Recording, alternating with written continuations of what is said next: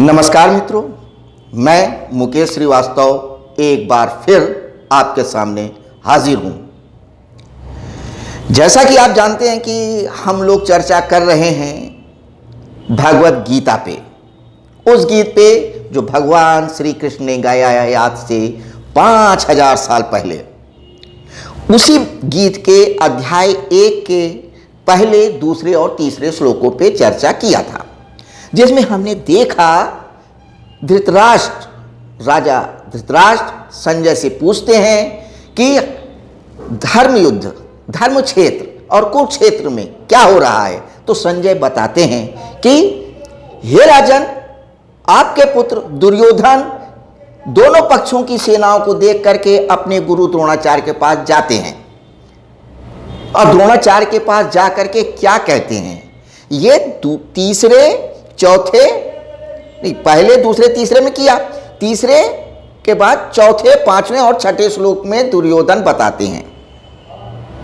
तो 4, 5 और 6 इन 3 श्लोकों में दुर्योधन बताते हैं द्रोणाचार्य को ये हैं। अब कौन कौन हैं लड़ने वाले, ये आप देखिए क्या कह रहे हैं संजय।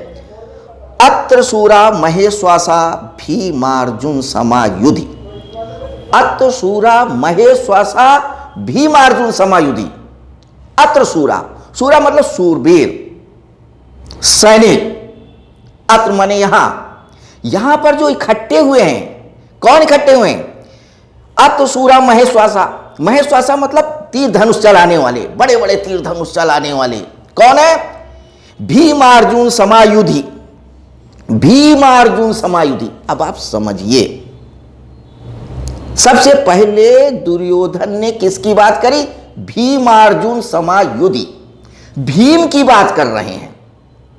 देखिए, कहीं ना कहीं भीम और दुर्योधन में एक समानता थी। भीम भी शारीरिक रूप से बहुत बलशाली थे, मल्ल युद्ध के महारथी थे, कोई उनको नहीं जीत सकता था।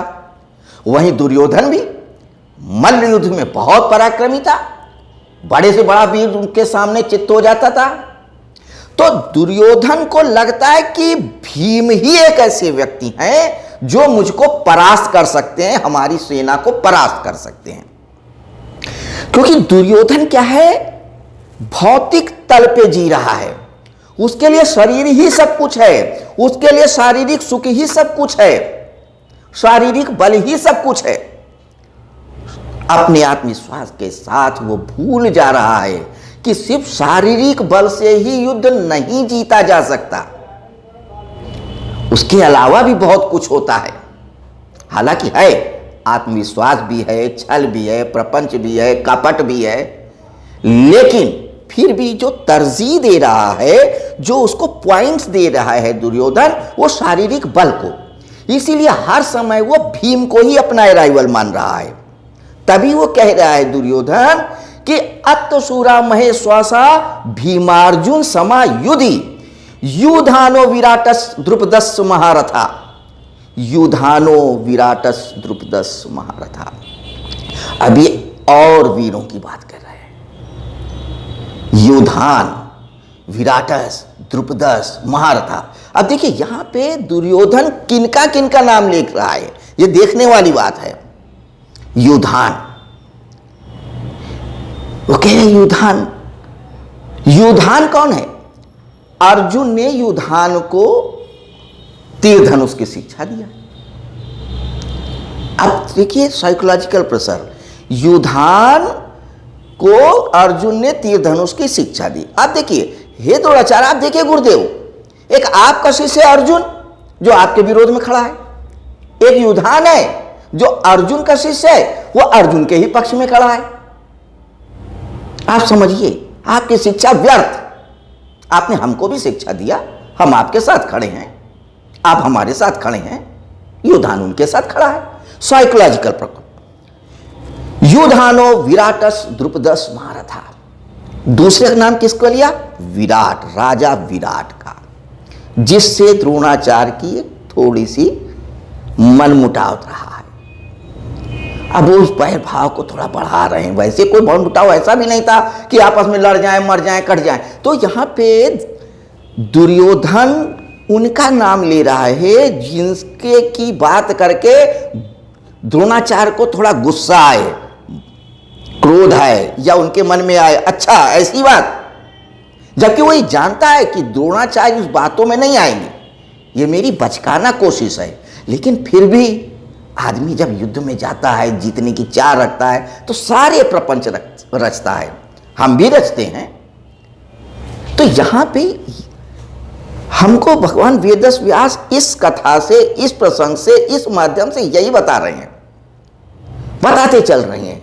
पूरे मनुष्य की जो मानसिक स्थिति होती है उसके बारे में बताते हैं। तभी तो ये भगवत गीता एक मनोवैज्ञानिक शास्त्र है। मनोगीता समझो, मनोविज्ञान का एक बहुत बड़ा भंडार है।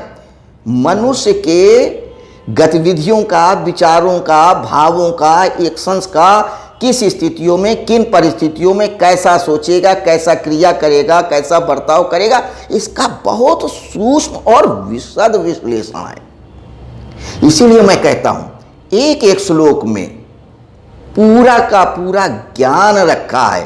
कोई भी श्लोक उठा लो, कहीं से भी उठा लो, पहले अध्याय से ले लो, आखिरी अध्याय से ले लो, हर श्लोक में इतने मोती हैं, इतने खजाने हैं कि बटोर नहीं सकते। बस जरूरत क्या है? मनन की, चिंतन की, निधिध्यासन की, अध्ययन की। हम अध्ययन तो करते हैं, फिर मनन नहीं करते, मनन करते हैं तो चिंतन नहीं करते हैं, चिंतन करते हैं तो निधिध्यासन यानी जीवन में नहीं उतारते हैं। पढ़ लिया, ठीक है, पढ़ क्यों लिया? कहीं मीटिंग में बैठना है, कहीं बैठक में बैठा है, 4 लोगों के साथ बैठे हैं तो हम भी बता दें हमने ये पढ़ा है, ये लिखा है, ये बातचीत किया है, ये हम भी जानते हैं, सिर्फ बताने के लिए कि मेरे पास भी ज्ञान है, मेरे पास भी नॉलेज है, लेकिन जीवन में उसका कोई उपयोग नहीं है। तो भगवत गीता सिर्फ पढ़ लेने भर की चीज नहीं है, रट लेने भर की चीज नहीं है, प्रवचन देने भर की चीज नहीं है। जब तक आप उसका उपयोग नहीं करोगे, तो हमारा आपके साथ ये वार्ता करने का जो मुख्य उद्देश्य है, ये नहीं है कि पढ़ें और बताते रहें कि मैं ये भगवत गीता में ये कहा, ये कहा, वो तो दुनिया जानती है। क्योंकि भगवत गीता जितना पढ़ा गया है उससे बहुत कम समझा गया है, और उससे तो बहुत कम जीवन में उतारा गया है, और जिसने उतार लिया वो पार हो गया है। तो हमने यहाँ पे ये जो चौथा श्लोक है, अत्तशूरा महेश्वासा भीमार्जुन समायुधि युधानो विराटस द्रुपदस महारथा, हमने यही देखा कि दुर्योधन कितनी कनिंगनेस, कितनी चालाकी से अपनी बात को कह रहा है, द्रोणाचार्य को अपने पक्ष में लाने की कोशिश कर रहा है।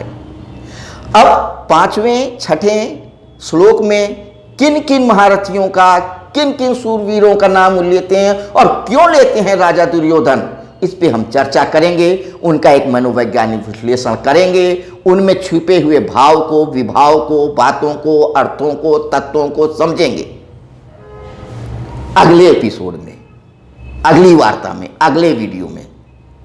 तब तक के लिए मैं आज्ञा चाहूँगा, और अगर आपको ये वीडियो हमारा पसंद आया है उसे लाइक करिए, सब्सक्राइब करिए, कमेंट करिए। अगर व्यक्तिगत रूप से कोई प्रश्न है, कोई शंका है, कोई विचार है, कोई भाव है, तो नंबर पे आप, दिए हुए नंबर पे आप हमसे कांटेक्ट कर सकते हैं। नमस्कार।